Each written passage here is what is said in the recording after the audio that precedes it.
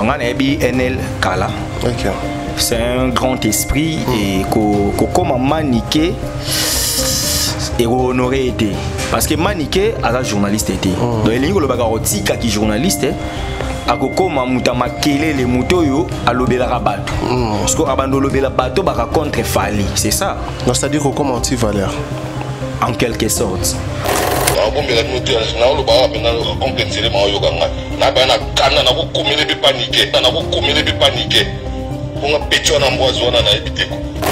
Parce que t'as les losiko manika silika. Pour bakenda poto na mutu oyo akangisa ye na ti lokola zo silika po babwaka ye libanga na mutu akangisa ye manike abalukela Fali akomi koloba bambo azoloba sko NL pa ta mususu pe soki aba continuer na concept wana sko na tala na ti lokole que je respecte non vieux kunate. Mon grand frère s'était emporté sous la colère. Mais plus je condamne la personne qui a divulgué ces sons. Parce que cette note vocale pourrait être interne de fait faire à la taille ING. Pour la Belgique, j'ai olympique exact. Papa Israël. J'ai olympique en France. Belgique, c'est un état souverain. C'est un royaume. Donc Belgique, ING, c'est un moine. Il faut que date na ING. À 16 000, on est ça bien. Mais, Colombois, de 40 000, dans ça, 8 000, il y a moins de kilos. Il y a moins de propreté. Par rapport à la concurrence, par rapport à l'artiste, bravo, félicitations. A mis ça la fort pour aller à 10 000. Ok. Pour même ça, l'ouana homme sous soana souris à Suisse. Il y a Suisse 9500. Donc il y a moins de 10 000. Alors que concurrent naïe, selon Bagolo, concurrent naïe, ça la moukié à Betaki na trilogie naïe, ezaki à 12 500. 12 500.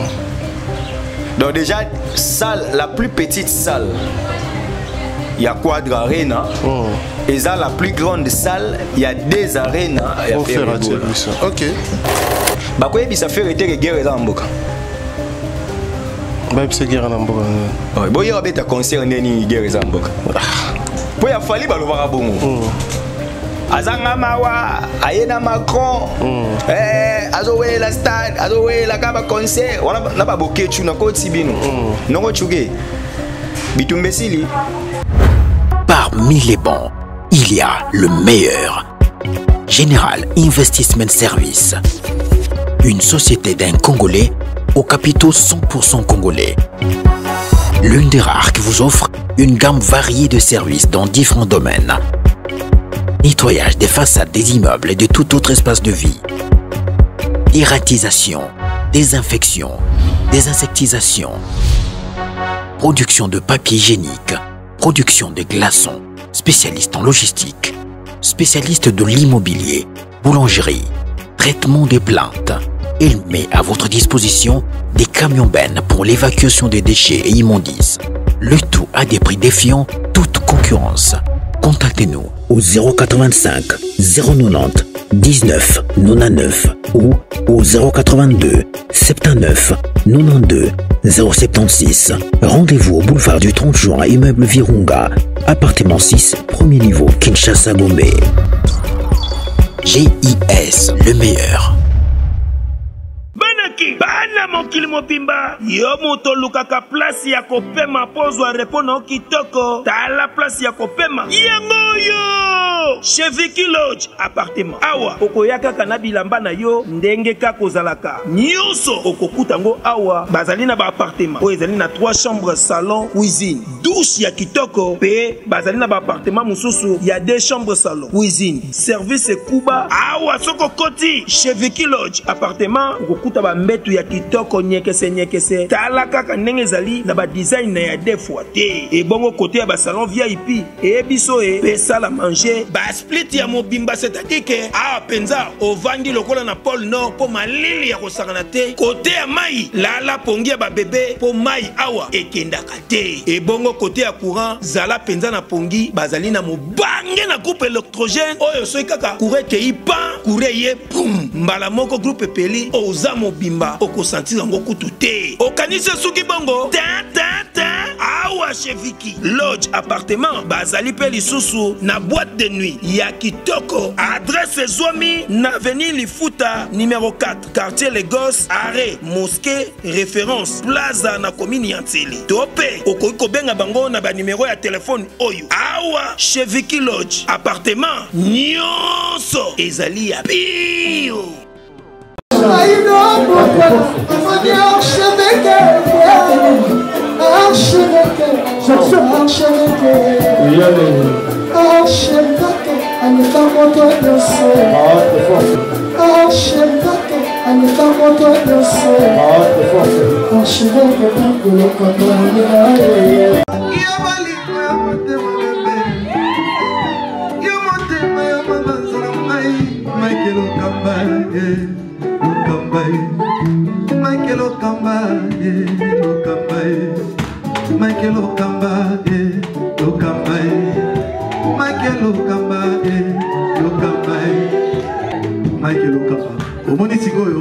L'artiste, c'est l'improvisation.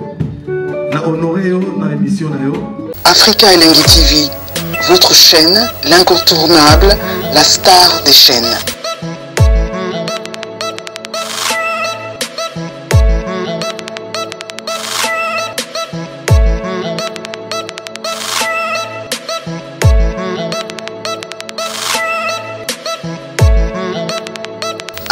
Africa Elengi TV, la magie de l'info.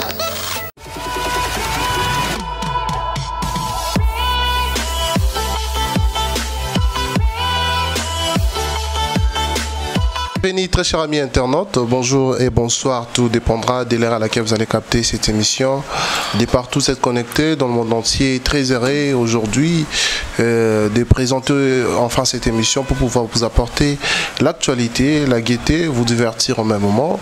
Aujourd'hui, je partage ce plateau avec un confrère, Steve Kambanga. Nous avons le réel plaisir de le recevoir pour parler de l'actualité bien sûr musicale, de l'actualité culturelle, de l'actualité de notre pays. Comme vous le savez, du côté de l'Ouest de notre pays, il y a tellement de massacres que nous devons en parler, crier très haut pour que cela soit en tout cas vraiment cessé, de telle sorte que nos compatriotes de Goma, de l'Est puissent vivre une vie saine et propre comme ça a toujours été. Alors cet esprit-là de guerre, nous le déplorons avec des énergies positives. Autour de cette émission, on en parlera. Nous vous demandons de rester branchés du début à la fin pour comprendre à la base que nous allons parler. Merci déjà de comprendre que ma voix n'est pas assez bonne par rapport à la grippe. Je suis un peu enrhumé. Excusez-moi, c'est-à-dire permettez-moi de travailler ainsi, c'est vraiment les souhaits de rester toujours devant vos postes téléviseurs. Et alors, bien avant ça, je vais dire un grand merci à toutes ces personnes qui sont connectés, branchés, scotchés en ce moment. Merci comme ça à mon frère Ginel Biedji, BCGG Group, Ginel Biedji, ticket gagnant, la PSU Mambo Tebele, Ginel Biedji, ticket gagnant, BCGG, ticket gagnant, la PSU Mambo Tebele, PC Langapembo Tena Pascal Niak. De l'autre côté, nous disons un grand bonjour à Dani Chandre le Chinois congolais, à ma sœur Clarisse Mouyembi, Yagilen Gantebe, la PCP Mambo Te, un grand merci à Patience Mouké de Longjam, on a pesipembote comme ça na frère Nanga Marcelo Juif Noir, il y a Arla la mère des Jimons, sans oublier Yadjumi Bella ou patron. Et puis je salue affectueusement Mandekutu au Barota Labiso en ce net moment. Alors rechanter ça ce gros ensemble Nanga Fongo Labiso Toyamba déjà Steve Kambanga Toyamba toujours là, c'est un plaisir. Bonjour Steve. Bonjour Shadrach, bonjour à tout le monde, bonjour Africa Elengi Mobimba, bonjour Nabande tout balandi biso. Merci pour l'invitation, je suis flatté et je suis là pour répondre à toutes les questions. Très bien. Alors batulelo baza vraiment na isonga comme on a eu na plateau na biso parce que ba mais ça n'a pas déjà comme on a moi trop surtout na ngai, mais quand même avant tout côté na vie fiable actualité na biso, on va quand même parler de ce qui se passe à l'est du pays. Vous êtes aussi un journaliste qui apporte des analyses politiques positivement, allais-je dire. Donc c'est-à-dire on met un peu qu'on explique biso par rapport il y a observation na yo na maimazali ko le kana est il y a mboka na biso jusqu'à quand ça va cesser, jusqu'à quand est na biso et rozala prise en otage. Merci Shadow. J'aimerais que ces messages soient en français, peut-être pour la large diffusion. Très bien. Je m'adresse à la communauté internationale, je m'adresse au monde entier, la planète Terre. Tout celui qui est humain, sache qu'il y a ton semblable, il y a ton frère, il y a un Congolais qui meurt chaque jour parce qu'il y a une communauté Tutsi de Rwanda qui est représentée par un monsieur sanguinaire, Paul Kagame, qui aujourd'hui officiellement est soutenu par un président polonais. Donc je dois quand même dire que les Congolais qui vivent en Pologne, sachez que la Pologne ne nous aime pas parce que le président polonais s'est allié avec le président rwandais Paul Kagame pour dire qu'il va soutenir Kagame contre toute attaque. Donc selon le président polonais, c'est Kagame qui doit tuer les Congolais. Je m'en vais directement dire ceci. Je suis un Congolais, un journaliste, un juriste, un influenceur congolais. Je suis un leader d'opinion. Je m'adresse au monde. Sachez qu'au Congo, on tue. Et pendant qu'on tue au Congo, vous vous taisez. Je vis toutes les dénonciations de la communauté internationale pour dénoncer ce que l'Ukraine était en train de subir. Ne me dites pas que les Ukrainiens sont des hommes et nous sommes des sous-hommes. Pourquoi lorsqu'on tue à l'Ukraine, tout le monde est mobilisé? Pourquoi lorsqu'on tue à République démocratique du Congo, tout le monde s'était? Non, on en a marre avec cette hypocrisie. Soit vous êtes avec nous, soit vous acceptez ce que nous ferons en retour. Parce que ne pensez pas que nous sommes lâches devant ces petits pays comme le Rwanda là. Avec leur armement, nous, sans armement, nous sommes capables de détruire ces Rwandais. Et cette fois-ci, j'emprunte les dictons des Catan l'ancien. Cette fois-ci, il faut détruire les Rwandais. Comme vous ne voulez pas nous assister, quand vous vous alliez officieusement, même officiellement derrière les Rwandais qui tuent les Congolais, parce que vous voulez nos minéraux, parce que vous voulez nos richesses, parce que les sangs des Congolais vous emportent peu. Moi, je vous dis, cette fois-ci, il faut détruire les Rwandais. Comme ça, vous allez venir officiellement, que nous soyons au courant que nous sommes en train de combattre contre les États-Unis d'Amérique, que nous soyons au courant que nous sommes en conflit armé contre la France, que nous soyons conscients que nous sommes en conflit armé contre la Pologne. Mais aujourd'hui, c'est caché derrière les petits pays Rwanda.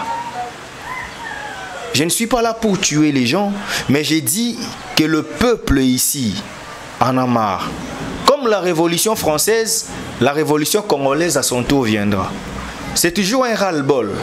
Quand le peuple comprend qu'il est abandonné à son triste sort, le peuple se prendra en charge. Parce qu'au moment où nous appliquons la diplomatie, vous voulez nous prendre comme des cons. Sachez que nous sommes bantous. Physiquement, nous sommes forts que les nilotiques. En tout cas, sachez-le. Physiquement, nous sommes forts. Dieu nous a créés avec une force. Donc, si on doit aller en guerre humaine plutôt, nous serons plus forts qu'eux. Si ils sont concentrés et que nous sommes distraits, il y aura un moment où la distraction va cesser. C'est-à-dire, nous aurons le moment où le peuple congolais sera uni et Rwanda sera détruit en un jour. Sachez-le bien. Il se déclare le peuple minoritaire, le peuple Tutsi. Vous oubliez qu'il se déclare minoritaire. Lorsqu'il se déclare minoritaire, n'oubliez pas que nous sommes majoritaires. Aujourd'hui au Congo, nous avons 5 peuples. Il y a nous, il y a les semi-bantous, il y a comment on appelle les pygmées, il y a les soudanais, il y a les nilotiques. Mais les Tutsis rwandais doivent savoir que si vous n'arrêtez pas votre chien de Kagame, nous allons répliquer avec force. Parce que nous ne sommes pas lâches. Et j'ai dit aussi aux Congolais de prendre toutes les dispositions. Ne nous limitons pas seulement à dénoncer, parce qu'on a compris. Le président Félix en 2021 avait fait un beau discours devant les Nations Unies. Si la communauté internationale pouvait aussi écouter ces discours, on allait déjà trouver la solution avec les Rwandais. Les Rwandais qui se cachent derrière le M23, moi je demande aux forces armées de la République démocratique du Congo, ce sont les hommes qui mettent en place des principes. Bannissez les principes des droits internationaux humanitaires. Bombarder là où se trouve le M23, qu'il y ait des morts en cascade et que la communauté internationale se permet maintenant de nous dire que vous avez mal agi. Comme ça, nous verrons, nous et la communauté internationale. Parce que la communauté internationale ne sera pas en mesure d'exterminer la population congolaise en entièreté. On en a marre.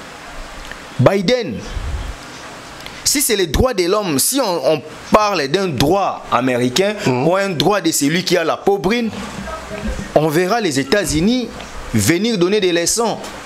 Mais comme ce sont des Noirs congolais qui sont tués, ça importe peu le gouvernement de Joe Biden. Monsieur Macron, donc, comme ce sont des Congolais, quand vous devrez tirer profit de nos minéraux, quand vous devrez créer des téléphones, des smarts, ça et là, qui sont issus de nos minéraux, la mort des Congolais vous importe peu. Sachez-le que même la France là, lorsque les Congolais sera au bout de son souffle, nous sommes en mesure même d'exterminer la France. Comme vous ralliez derrière les Rwandais, moi je vous dis que les Congolais n'est pas naïfs. Les Congolais, c'est un peuple patient, c'est un peuple hospitalier, c'est un peuple qui prend tout son mal en patience. Les Congolais comprennent que nous pouvons arranger à l'amiable. Les Congolais veulent imposer le respect dans le monde. On ne peut pas négocier avec le M23. J'ai les communiqués de M23 qui demandent les négociations, les dialogues politiques. Pour quelle fin? Pour donner certains rebelles, certains terroristes les postes politiques? Non, ça ne se fera pas.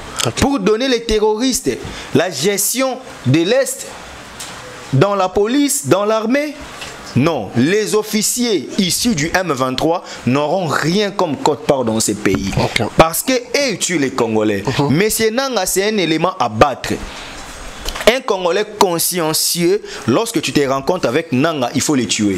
Parce qu'il a commis l'infraction de la haute trahison. Le fait qu'il soit ancien président de la centrale électorale en République démocratique du Congo et allié s'est rallié avec Kagame pour tuer les Congolais parce qu'il veut les carrés miniers. En tout cas, tout Congolais qui se rallie au Rwanda par le biais du mouvement du 23 mars, M23, moi je vous dis, chers messieurs, ces gens-là, qu'ils soient congolais, qu'ils soient rwandais, qu'ils soient qui il est, ils ne méritent pas vivre parce que ceux qui meurent, ce sont aussi des semblables, ce sont aussi des humains. J'ai dit que nous sommes de cœur, nous sommes quoi. D'ailleurs, il n'y a pas une question d'être de cœur, c'est nous qui sommes touchés.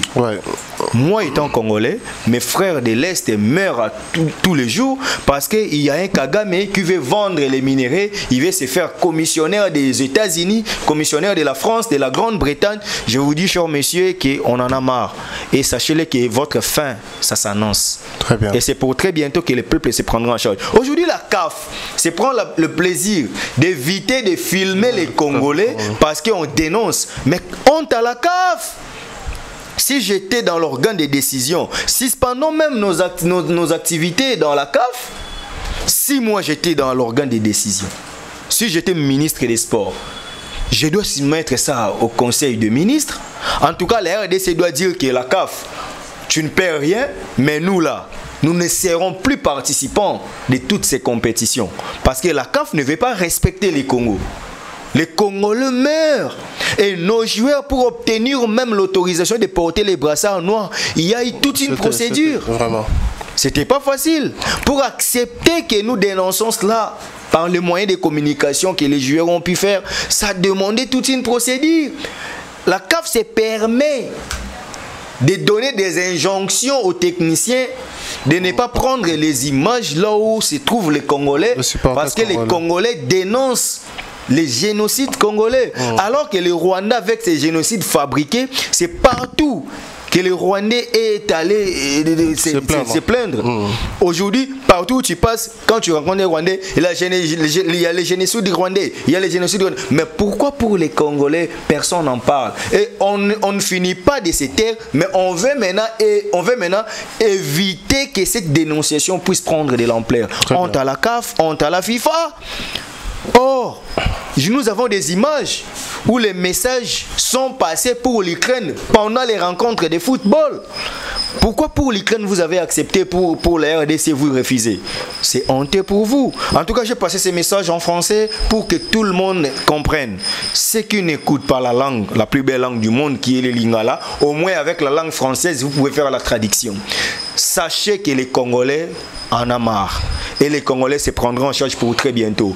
Nous tuerons Kagame comme Saddam Hussein. Parce que lorsque lui il tue, les droits de l'homme n'interviennent pas. Et lorsque nous tuerons Kagame, ne venez pas pour nous donner des leçons. Soit on va rompre, on sera un pays isolé pour vivre comme nous voulons, que de vivre avec vous, bande des hypocrites. Très bien.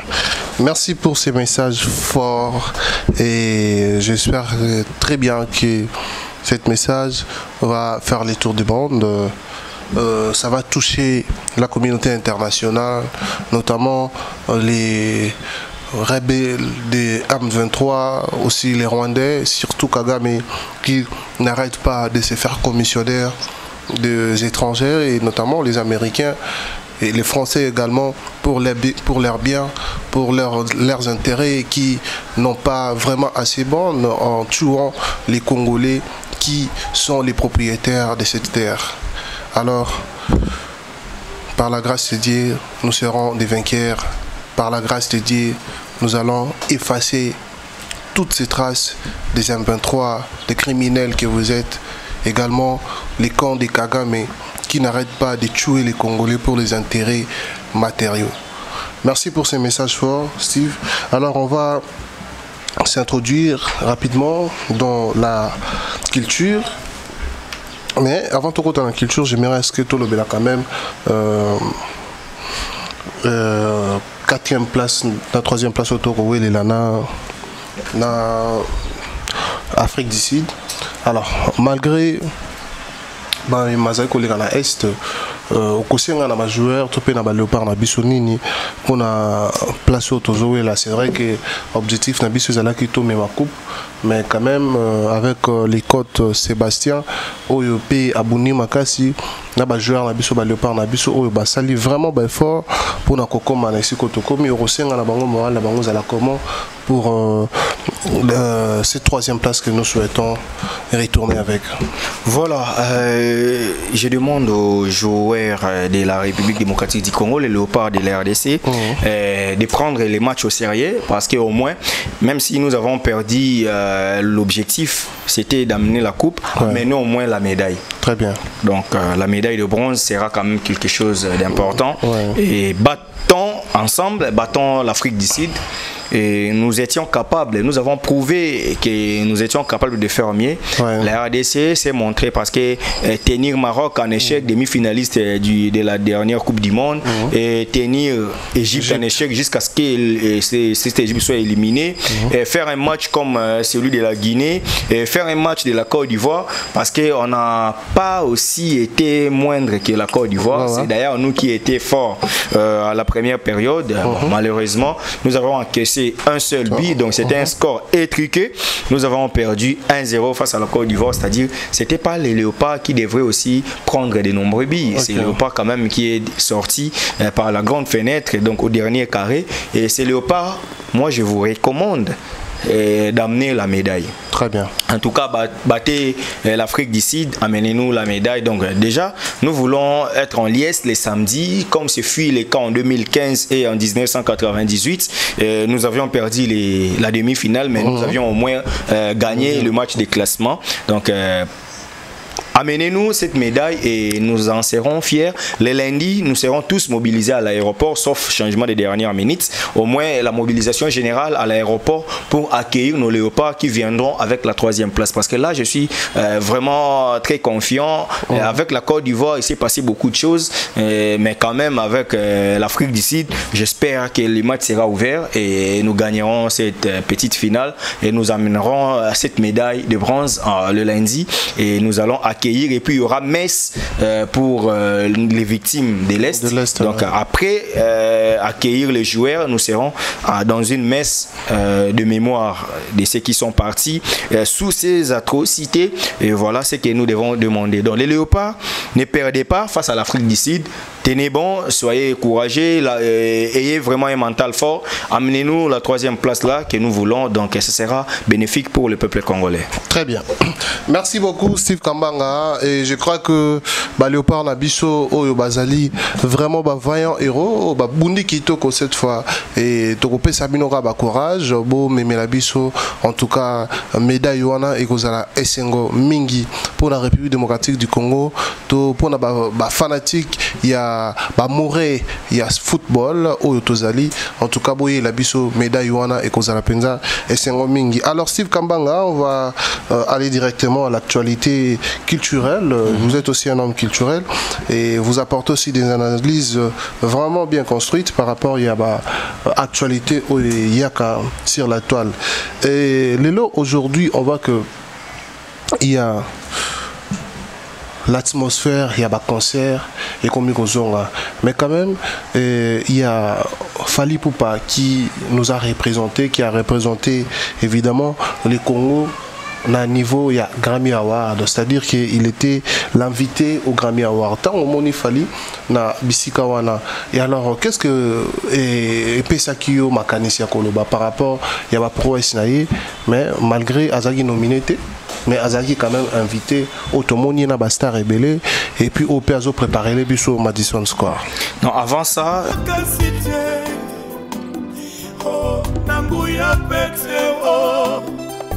Oyo kelinga mawa Yesu oleki na nzela na ngayo yawe ngai na yebi yo likabo monene ya motuya na zwa na vi yebale komaki balabala kote Israele eleka enga na leki mwaso yo azalaka kotanga makila abikaki tango asimbaki elamba ya Yesu ngana simbiye na chanda chande ngana simbi Yesu na chanda chanda ye. Il n'y a pas de condamnation pour ceux qui sont venus à Jésus. Yesu alekiawa akotia wape amoningai. Et le roi aussi Simamba Est, honorable Akasia Bandoubola qui présente aussi un message, a lancé un message moya fort pour dire que à même morale n'a pas victime ya Est, c'est un appel à la mobilisation générale, à la solidarité nationale, c'est-à-dire bisognon surtout à la vraiment wana donc là honorable Akasia Bandoubola qui demande na bisognon so tous à la même morale, dans le moment où tous à la unité, tous à la moment division, peu importe bah opinion na biso, mais où ils ont sangisa biso na nous, les amambou, oyo yakoluka ke ba massacre, il faut ici là. Donc le message comme ça de l'honorable Akasia Bandoubola to pesi yango et na bandero nyonso asengi na biso, tous à la même morale na bato Goma, na bato Nord Kivu, Ituri, Sud Kivu, parce que bazako vivre makambo yo ezamala mute. Fally Ipupa na Grammy Award. Namoni na ngango événementé parce qu'il fallait qu'il n'ara déjà. Mais ce que le moment on a saigné na Congolais, bah c'est capé Burna Boy. Pas juste. Bah c'est capé Davido. Parce que tant fallait à nominer à Keya Zuité, bah c'est Karaé. Mais Davido a qui nominé dans 4 catégories. Burna Boy également à Zuité. Ce qu'il y a bango babi l'essentiel à Zalaki nominé. Mais quand ils ont fallu, au moment Congo, c'est plus un thème qui est analyse normale. Donc, félicitations à Fally Ipupa parce que les invitations, pareil, pour y aller, c'est qu'il faut bailler bayo. Pour ça, bailler bioté. Attends, il y a c'est-à-dire il y a une différence entre un chanteur et être un musicien. Surtout un musicien a comme à la longue une star. Parce que cause à la star moi musicien. Mais ce que chose à penza musicien, on a une chanson comme un star. Chanteur peut avoir chanteur choriste. Donc la musique n'est pas seulement la voix, la musique c'est l'ensemble de tout. Et il fallait pour pas réunir cet ensemble pour ça là un grand artiste musicien et le lot a comme il y a un star dans la République démocratique du Congo. Et c'est la raison pour laquelle il y a bien Fally. Il y a bien Fally Ipupa. Mais moi ba musicien moi bien ba président ba nini pour ba on a un système na biso Congo leader. Mais si vous fallait l'année des stars dans la Fally. Moni donc félicitations à Fally Ipupa. Il n'a pas été nominé, il a été invité, on a vu parce que place on a des ba carnet d'adresse. Ok, nous sommes aye a fali vous créer pe lobby beaucoup beta pe featuring mon lobby pe aux ala bénéfique et na culture congolaise. Donc voilà, et je suis très d'accord avec la présence de Fally Ipupa au Grammy Award et loka na sepeli pour bato yo ba comment ba porter parole na bango ba musicien congolais ba juité. OK. Ce que le roi ba juité c'est que bato na ba comprendre que tant il fallait nominer kuna c'est la penza star. Non, c'est pas zuité, c'est normal. Pour on a baqué, et puis Beyoncé pas zuité. Ah zuité ouais. Beyoncé a zuité, Jay-Z a fâché, a zuité. Faire sa commission vert. Ah bah et là on champagne. Donc le roi Beyoncé a zuité et pas un musicien amateur il y a Congo.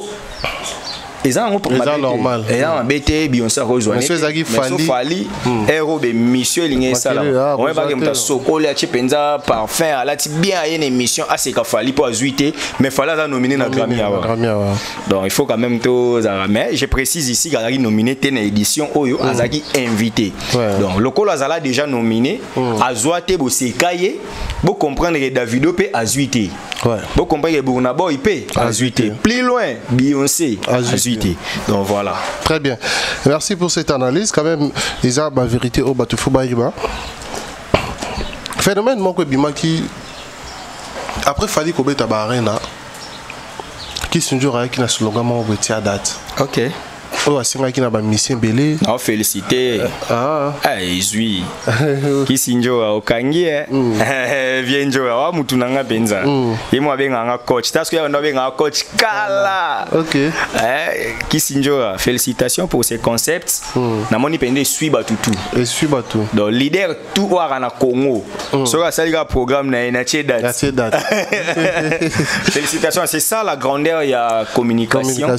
Et là c'est qui sinjo naturellement donc aza communicant donc na inné ouais. Et non na makila penza za mutoyo aza porteuse ya ba concept. OK. Donc ayena concept mo et kangi pe retourner au sentir que même l'émission on a ba commentaire au monde mais bo lobaki ba chat date parce que ba chat date beaucoup mina palpite ndenge nini donc c'est-à-dire porter parole message né ayena message et bouleverser ba orchestre ba fanatique ba nini fait super homo sous pression kasi kisinjogati ole ba bundana Fally ba mo bundana kisinjo mais siko Fally moko pa lobaki na date na Bruxelles.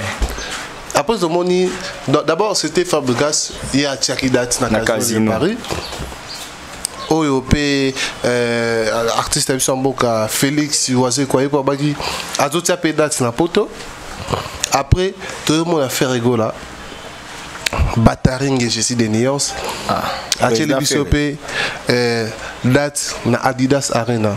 Plus loin Abemi Bisso na Genève Arena. Donc bato balobi bosinga ki kopo yamai ba pesibino bidon. OK. Ba pesibino tonneau. Donc ça dit que faire rigola bosinga ki date moko mais aina ba date belé. D'abord na Adidas Arena za salle au bafongo yango sika. Ba bi faire rene mutazo ki ne ko inaugurango na ba congolais surtout et tout ça là. Par rapport à comment on a artiste à date et puis comment on a fait rigola à TP date bien qu'il faut qu'à un concert le 25 février autre ça confirmé que malheureusement jusqu'à la suite on a évité sur beta raka beta la page officielle beta président Ferry le 25 beta le 25 est assuré accord hôtel arena 16 jours bah il y a un Côte d'Ivoire Côte d'Ivoire, maman France. Bon, accord hôtel arena, ex-Bercy, 22 000 places. 22 000 places. Fais rigoler, on a courage, bonne chance. Président fait rigoler. On a bêta. Anila, on t'a yo mon a communiqué, moi, annulé concert.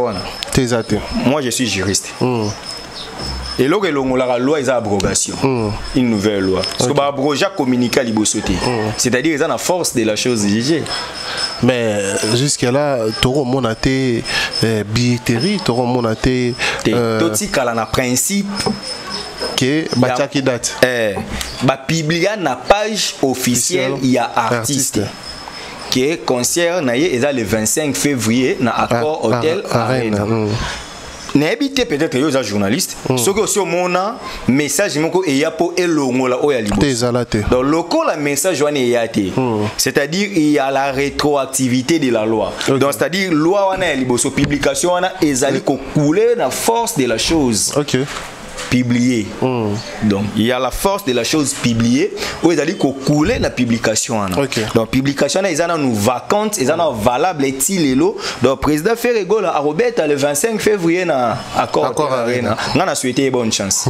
Et bon pour Adidas Arena oyo basengaki ba kisinjo ba tchada. Njora bi ya sengaki accord Arena T, asengaki Ovo Arena, asengaki Yo Arena, asengaki na ING Arena. Pourquoi? Parce que bateau balobara qui ba l'équipe fali na musique à Congo. Donc ce que nous l'accès au l'équipe fali, Tilabiso Yo Arena, Tilabiso au Stade de France. Mais un journaliste pour moi qui est en France, mon été. Israël Moutouma. Ah, journaliste d'investigation. Wama sananga. Journaliste d'investigation. Tata, na pesi ombote. Noko bomanga mabe. Yemo penza kei alobi awa toza contre mutute, za mamba culture, Ferregola linga beta na Yo Arena, mais Yo Arena za yako kanga. Ah, journaliste d'investigation, faut respecter. Il faut respecter. Donc selon grand journaliste, grand prêtre, Moutacha a 100 000 $ na poche likolo. Israël Mutombo. Aïsi bisoke, Ferregola linga beta Yo Arena. Te wana lokuta, wana toko avale ma. To avale tende ni journaliste d'investigation. Te wana investigation lokuta. Ah. Ndada sur place. Mais comment ça les a au Kanga? Mais ce côté na site ya Yo Arena, au moins que ba concert ezobetama.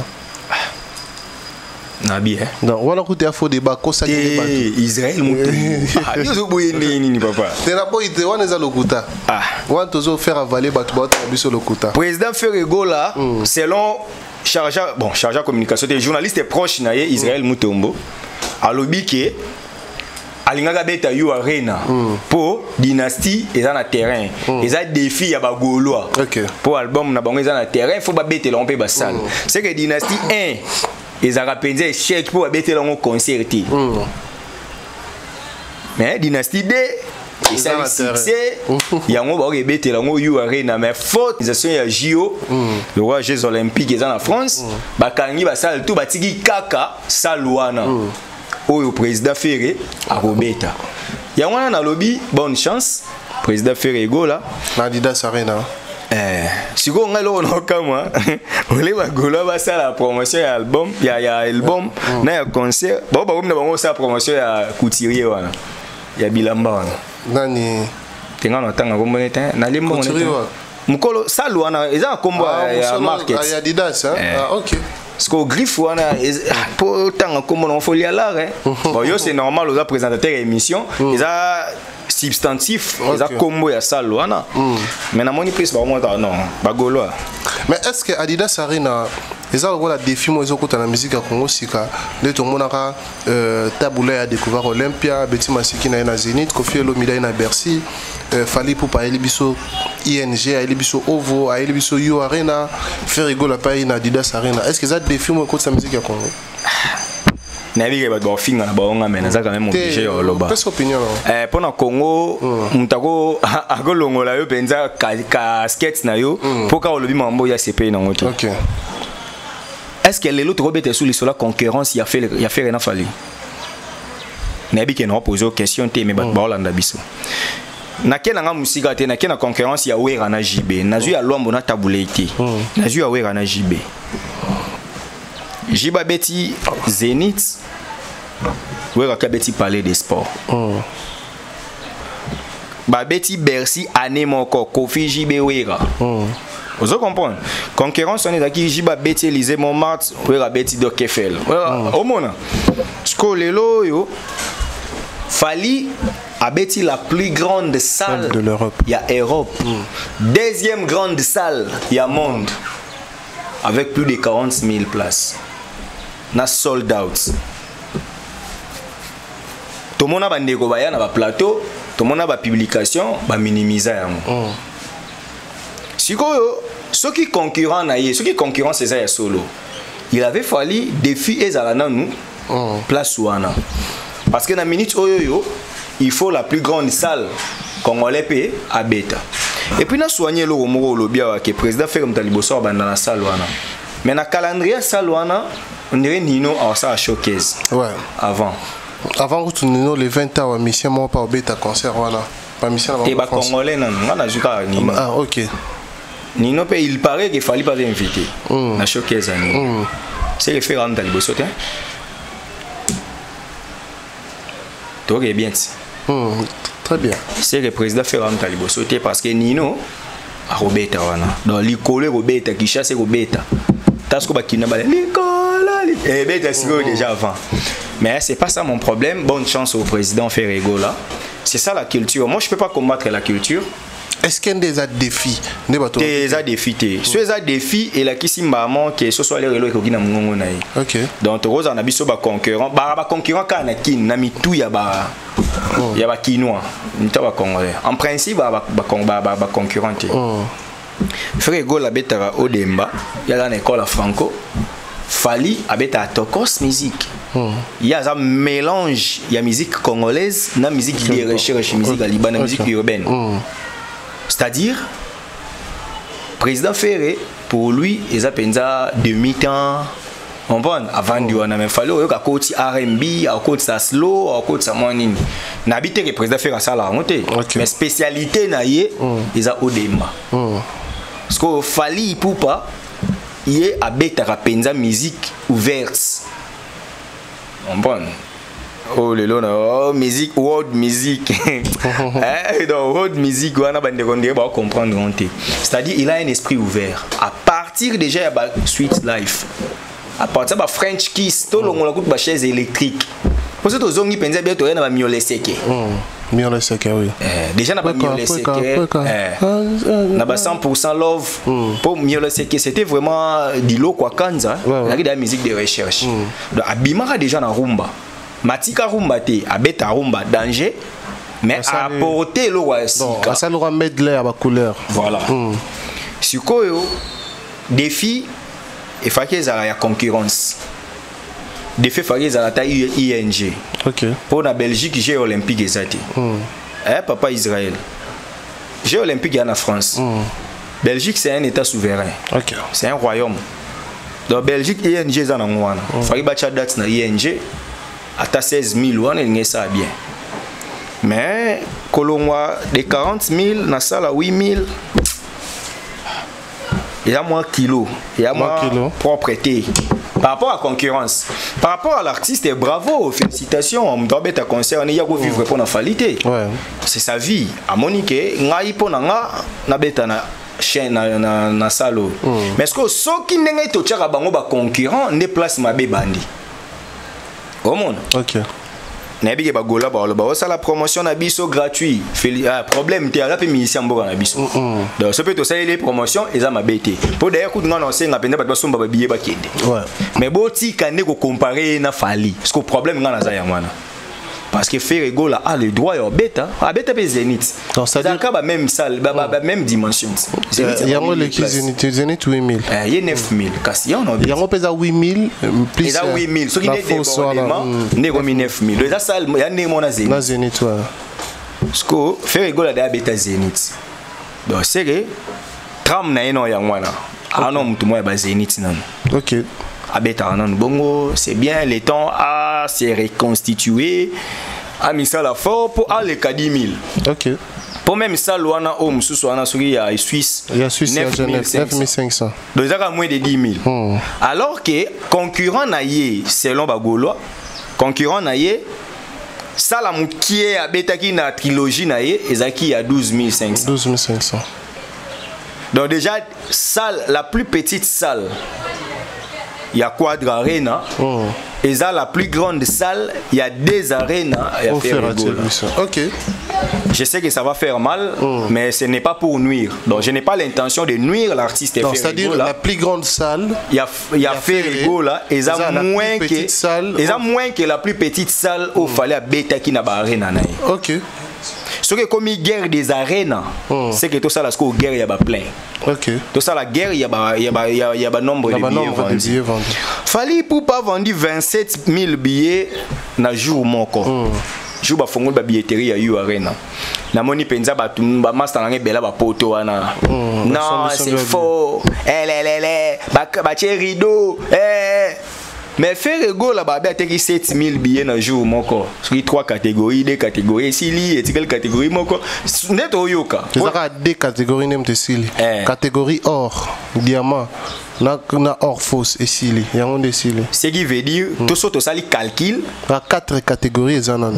Donc ça to sali calcul, to peux ses chances. A teki 6000 billets. T'es 6000 est belé. T'es on a payé chance wana. Si on 9000 a teki 6000 billets. Bah on a eu payé chance. Parce que 6000 billets en un jour, toi en 2 jours. Tout le monde a exploité, obétez les mabokoti. Bravo président Ferré, c'est bon. Moi m'ba la rabongo. Mais si quoi moi mayo a teki 27 000 billets. 25%. Il y a en mais ba communicateur ya ba gaulois ba ya ba boya yango. Ba journaliste et proféré ba boya yango. Fallait ça la soldat ba loba master moi auto ça soldat dans un jour en France. 7 heures du temps Nino. Oh ça la showcase na Dida Sarina Nino. Master wana asali Nino asali soldat ya Stade de France na jour moko ba bi falo moni ochaka munoko. C'est que boye bi que fallait la concurrent na binote. Azakande concurrent ya ba Nino. Vous comprenez? Pour nini ceux qui exploitent ça mi libanda bobimisi fali ceux qui ezalaki fali tout le monde na mona ndeko na biso moko boye ayebaka moi trop a publié photo il y a Charles Tabou na Rihanna abiso ezalaki l'autre est là mbe ero to pe maté donc boye barake azaka master na binoti. Mais pourquoi alors bobo ya kaye botiki la fali guerre na ina banino parce que bon mon ara bino bat bondi magete mais ce qui ndeko moko français a sali loko esimbi bolobi omoni okosaka biso obetaka tolo. J'étais en train de dire Fali a fait 27 000 billets en un jour. Ba jazz kavulu bandeko na nyonso ba boudaye eloko te boy mais frère qui a fait na supposé 6 000 billets to beti maboko on est où? Moi que tu commences à ce que polémique il y a monté mamabe mais nga penza nga ça là pas falité na sengi penza faire bonne chance faire go la beta penza beta mais nazana posa ya bandeko ebele Israël Mutombo master moi na Suisse boye era Ramsès nani sus baya yo ba pesa fali ba leçon te ya ba qualité ya nani jusqu'à vous bango nyonso ana kaka na sangisi ba ba kalika ba ko yebisa faire te guerre za mboka ba pesa guerre na mboka oh boye ba beta concert neni guerre za mboka po ya fali ba lo ba bongo azanga mawa ayena Macron azowe la stade azowe la kaba concert wana na ba bokechu na ko tibino nongo chuge bitumbesili parce que le président fait robeta pourquoi non on a télé boye bisa biso ke guerre eza bat ba kufa na Goma c'est que oyo boya kana comme ba prétexte ezaka pona ko nuire carrière ya Fali. OK. Parce que na minute oyo faire gola a che date bat ba kufa na est ya blague té mais bino so silence mais ya Fali awa bino so botelema jamais o mboka ndenge nini bitumbeza bino bozo sepela boye bobo sani faire gola imba na stade des martyrs na bata est na bosani binoté tout ça tout le monde a baka patriote. OK.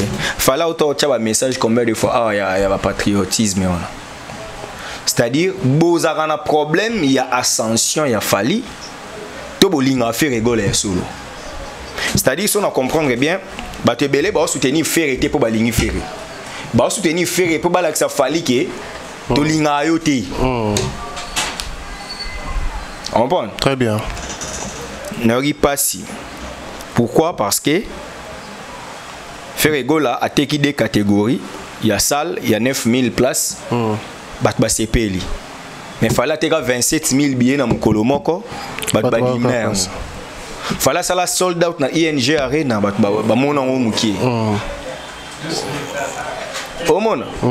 Siko boye bisanga. Est-ce que tu peux mettre l'isolo la concurrence? Tu peux mettre l'isolo ya union sacrée contre la star. OK.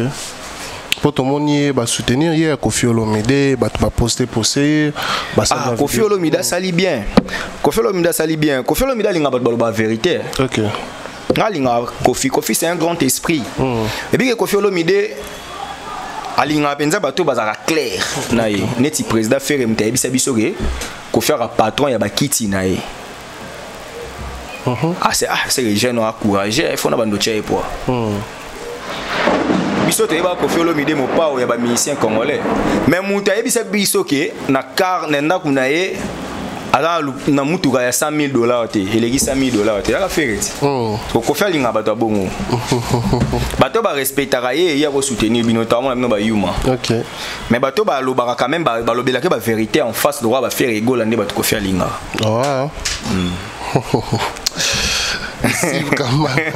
Félicitations à Kofi Olomide, faut que tu soutiennes à jeune frère nayo. Très bien. Et surtout que faire à mission Wengete à mission quartier latin. Donc pour toi il va faire et ben dans quartier latin. Terme ta Wenge à Kofi Olomide moi naï. Te azam ta Wenge. Il est aussi passé par là. Te ba vidéo est belle Kofi Olomide faire à mission naï. Te à moi la Wenge, faire à moi la Wenge. Parce qu'on a na président ni Kofi. Na yona ndimana. Parce qu'on a muto yemo lo bakenga na mona Wenge to ndimana. Kofi a lobby que faire à mission na ye. Azalaka mission na ye donc c'est-à-dire à l'ekawana. Tant anniversaire à quartier latin. A va faire à Wengete. Faire à c'est normal comme papa au bimisi la biso faire ego là. Au chapeau na musicien na yo. C'est normal. OK. Moi encouragé Kofi Olomide, non c'est un peu na président papa chéri, acha moi na epoa, président Igwe de la Forêt, acha moi na epoa, Adolphe Dominguez, batutu bocha faire epoa pour eleka bien. Moni lelo mamba ba plein na kala tangu ba vena biso ba wera ba jibe ba beta ba Zenith ba danger. Et là ba 8000 places. Donc faire pas compte na histoire ba beta pe ba sala danger. Parce que les Zénith est un actif, il y a papa chéri. Oui, écoute, il y a un bêta Bercy, double Zénith. Donc, Zénith, on a 8000 places. Mais ce que un actif, il y a JB, il y a un actif à Ouera, il y a un actif à Kofi. Biso Bercy est au Ndaki, 16 000 places. Némon à ING Arena. Est-ce que tu as Biso Nyon sur Penza Tolobagé? Oui. Fallait Poupa est la plus grande star. Parce que Congolais, on a bêta ça la mounene, les Congolais tout, ils ont bêta Bercy. 16 000 places. Après, il fallait au bêta Bercy, il y a 22 000 places. Après, il fallait au bêta Arena, il y a 40 000 places. Déjà partir, il y a des salles. On a dit que Aza, na mutu yoko kanisa na yé, en termes de réalisation scénique na Congo. Très bien. Je sais que ça va faire mal. Mais c'est la vérité. Mais il y a un argument contraire. Très bien. Il y a un commentaire. Papa Taboulei ayela biso Olympia. Oui, Rabeto Olympia. Oui, Rabeto Olympia. Jiba Beto Olympia. Kofi Abeto Olympia. Oazé Kwa Abeto Olympia. Fali Abeto Olympia. Héritier P. Nakolo ba beta pour combattre quand ba compliqué kay. Zenith. Bato tout ba coloniser musique na biso. Ba beta. Ba beta. Oazé Kwa beta Zenith à Lille. Abeta Zenith so ya Paris te ba auto bela. Bercy, Kofi Abeta, Jiba Beta, Wera Beta, Papa Wemba Beta, et Sili. Na Falipe Beta. Na Falipe Beta configuration c'est quoi? Falipe to que on a 16 000 places. Donc moni ba o nyonso ba beta na yango eza osaka ke baza ba danger. Parce que fala longo on a ING Arena. 16 000. N'habite son a développé. Très bien. Après 16 000, où est la plus grande salle au Congolais se produisent. Fallait au bête scoyo accord hôtel Arena. Bercy tant ba fongo li comme 22 000 places. À Sugiwanate à Obeta Paris la Défense Arena 40 000 places. You Arena. Boluka artiste mususu abeta You Arena, abeta Bercy, so abeti Bercy tamie de fietika limoko. So abeti You Arena tondi 40 000 places to be OK, conquérant ya fali Très bien. Mais ça peut faciliter au salon mon espace à 21 jours. Ça facilité 21 jours. Ah, papa. Faire abeta en avril, abeti sous en juin, pas bon c'est là. Tout le bel dossier, il y a audio, il y a Nati Lokole. Oh, Azali Bongo, ami, on va dire proche de l'artiste Fally Ipupa. Audio naïe, oh, il Fitaki. Il y a la qui s'acquitte mécontentement naïe. Par rapport, il y a réconciliation, il y a relation entre Fally. Nandi qu'on a parti en brase. Alors, Nati Lokole, qui est aussi l'ami proche de Fally, à la question mécontentement en disant que il y a assez peu la raté, il fallait avoir un parti en brase. Assez peu la raté, il fallait s'engager à partir en brase. Alors, carrière n'a eu comment niquer pour la Fally, carrière n'a eu et béba pour la Fally. Et du coup, à quoi qu'il y a la Fally qui ndingo pour essayer la Fally passer. Et puis à quoi mais là paniqué. Donc ça dit on niqué en version masculine. Tant que audio aussi grand qu'il est dans la presse, Nati Lokole, Omi Lobela Guinée, le roi Mopandisango. Et puis, les colons ont une analyse. Ah bon, Kolanda dossier, on les a privés. Ok. Sur ces plateaux, je parle de l'art, parce que l'art, au moins, est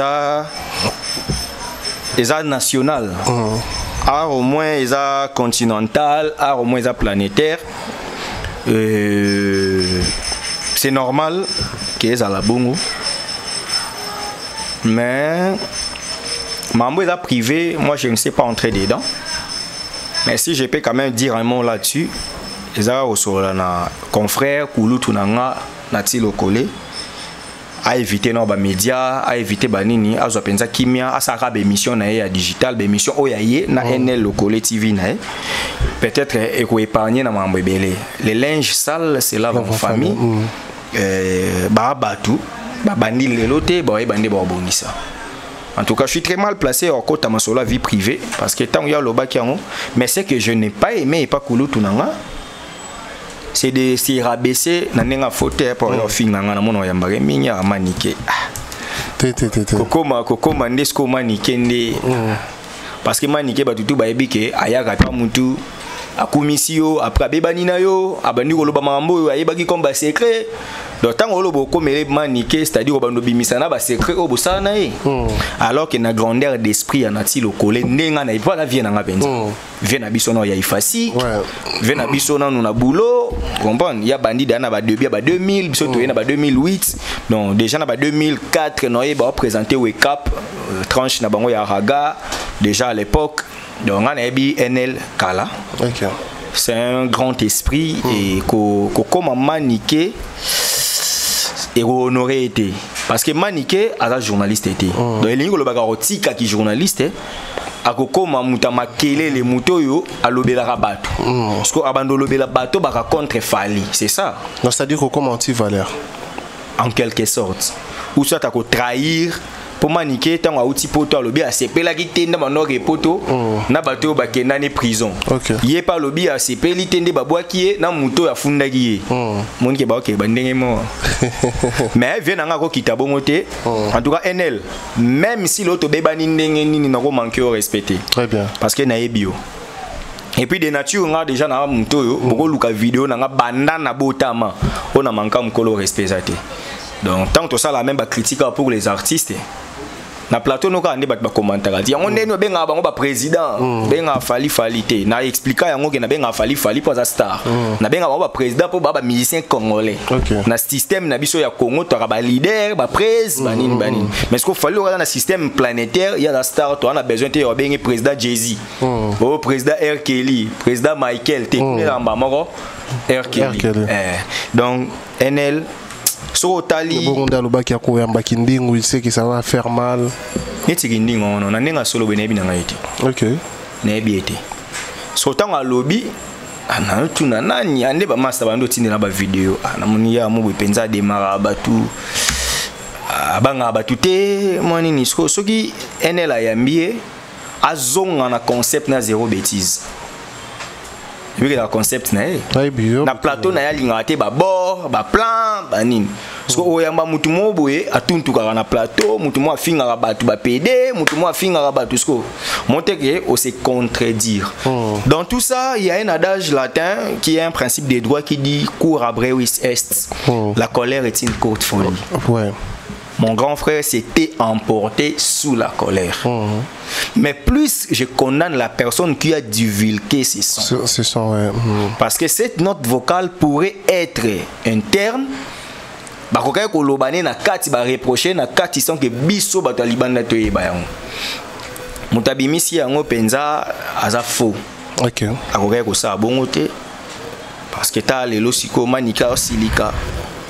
Po bakenda poto na mutu oyo akangisa ye na ti lokola zo silika po babwaka ye libanga na mutu akangisa ye manike abalukela fali akomi koloba bamambo azoloba sko NL partant mususu pe soki aba continuer na concept wana sko na tala na ti lokolo que je respecte non vie kunate Fali c'est ton frère na citoyen yo posa vie nanga parce que so vie nanga te na ko vous voyez mais yo za vie nanga.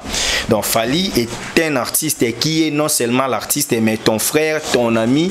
Yo moku to betela biso li solo ya ba 98 déjà yo na Fali da bondo solo là. Donc 98 99 déjà bozaki da ko solo là bien. Moi je pense que vous pouvez arranger à l'amiable. Fali c'est vrai que c'est un monsieur rempli de caractère. Mais yo yebi banzela nyonso oyo kozwaye. Ouais. Bochanasi. Très bien. Bochanasi et namoni vraiment bat ba c'est leur mission. Somo. Na mona uleki na mo ba mwasi na tanga communauté po tara TVB ba oya po mankenga. Na mo uleki na mo mwasi guta c'est leur mission. Moni bazuati boy donc même na babiso mona mage muto aza na mwasi ne na bana mais so lobi mambo esepeli si comment te ba traiter o. Ndenge mo ça la bien. Très bien. Boye bagé toi ba noko. Mais tu as la chance de réfléchir bien. Ouais. Mais tu as peut-être toi un monopole yoye bagnos. Donc voilà quoi. Très bien. Merci beaucoup Steve Kambanga. On va citer, nous sommes arrivés pratiquement à la fin de cette émission et je crois que ils aura toujours en air pour nanga ya koyamba une émission nanga à chaque fois. Alors message na yo fort au passer et koza message ni na ba tout basi opportunité à kotala bandeko tout o botali biso na lingi na ebisa bino ke bitumbe bunda manamboko yo Macron mtara na sima bitumba wana Gims avait dénoncé pour avoir s'afficher dans Macron à Kinshasa. Namoni frère Nabiso maître Gims a s'affiché dans Macron. Je ne sais pas, Macron a longé derrière Rwanda tonde. Et le grand père va tout bami tourner qui m'a ma question sérieusement. Non, peut-être que va cancer toi contre maître Gims. Mais maître Gims indé a ebisa biso ke il est très au courant, il est très au courant de ce qui se passe à l'Est. Après, on s'affiche dans le président Macron parce que le président Macron est derrière les Rwandais. Le Rwanda, ouais. Mais surtout tout le monde il fallait amabe pour nini. Mais dans le moment où il y a kufa yamakas ba bombarder netant tout le monde photo na Macron. Na suki gawana bandeko bosa ba idée. Mais là au monde ngine bisa batu. Avec nos artistes, avec nos influenceurs, continuons à dénoncer. Na CP là une émission mon alega qui est pas Alexis. Na pesi phrase ndeko moi ya pesi nga hauteur. Ba tu penza batanga bien mboko baza. Ouais. Donc les grands artistes sont ceux qui imposent à l'humanité leur religion particulière. Que les grands artistes congolais aussi imposent à l'humanité notre illusion particulière.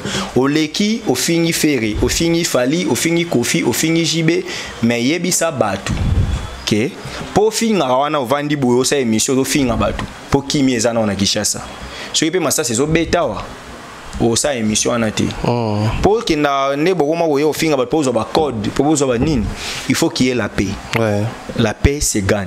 Ouais. Il faut bien surtout à mobiliser, tout paix sa message au yorola qui sa mokili qui miezate na Congo. Il faut ba paix qui sa bambwa na bango bazotinda. Pourtant au biso to tele mamuta ya pe golobati. Très bien. Donc faut que na message wana bongo et puis moi je demande lelo ministère à sport asenga penza suspension ya RDC na ba activité sportive ya CAN ya CAF. Nebi ke biso ba la mbongo bébé. Faites ça et vous avez une manière ya ba respecter biso. To éviter ba bilo na bango, loka bango ba ligner ko kota mam na biso te. Comme ça biso peut to ebisa Nations Unies to ça penza point de presse mo moi Fatima lobike tangu na kosimba. Muto ayati. Ata ba koya bango nyonso sima Kagame, soki nzamba bibo gagner bo gagner. Webi la deuxième guerre mondiale. Hitler, Mussolini, na Hirohito bali makasi mais nasuka États-Unis na bali na baganya. Ba Chine banani. Donc beaucoup za makasi ne bazawana et boso lelo puissance ya RDC comme grande puissance. Vraiment. Poto comme on a to bandi na Rwanda ba États-Unis et derrière Rwanda Grande-Bretagne nasuka to gagner bango. To comme grande puissance. Donc tout est possible ba mbali balé la rater. Tozo dénoncer te poto banga. To dénoncer poto la que ça bango que tant to ko frapper muto ayati. Donc voilà, message na rinango. Un grand merci Nayo pour l'invitation. Merci beaucoup. Na pesimbo te na batutu ba soutenir biso en tout cas les rois d'Angleterre Gauthier Bélé na pesio mbote bisiro Zwami Roland Vieboula simplement na pesio mbote il y a José Moulumba le Bogard de Birmingham Odette Lessa la Megan depuis Switzerland na pesi bino mbote en tout cas Bosé Bélé voilà ngana sugi awa Shadrack merci pour l'invitation. Merci beaucoup Steve Kambanga, nous sommes arrivés à la fin de cette émission. Ça a toujours été un honneur pour moi. Yakoye Baete to Bozakawana Bélé pour notre la biso. En tout cas, ngana bino to pesani rendez-vous dans l'émission prochaine. Bye bye.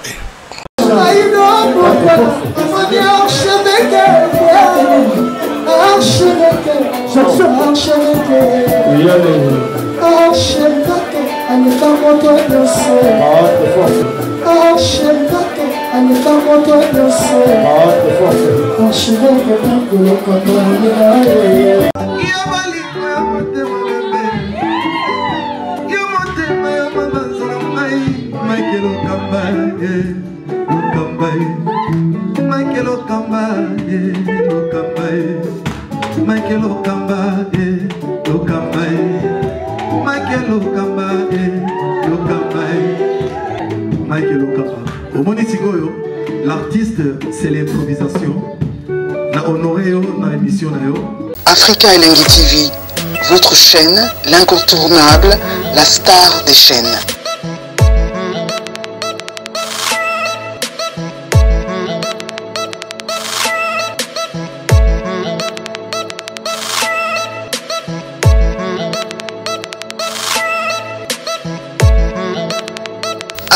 Africa Elengi TV, la magie de l'info.